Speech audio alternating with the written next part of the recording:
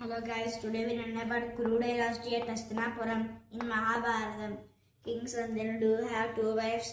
First wife Ganga and second wife Satyavati. His son Ganga's son had Bhishma and second wife Satyavati have Chitrangada and Vichitravirudu. Chitravirudu have three wives Ambika, Ambalika, Maid. Ambika have Dhritarashtra and Ambalika have Panduraju.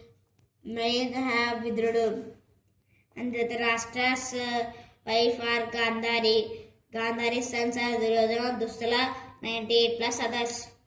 Panduraju have wife, second wife Kunti and Panduraju first wife Kunti, second wife Madri.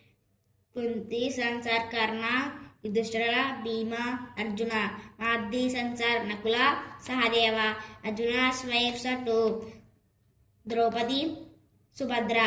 Subhadra's son are Abhimanyu. Abhimanyu's son are Parikshit. ధన్యవాదములు.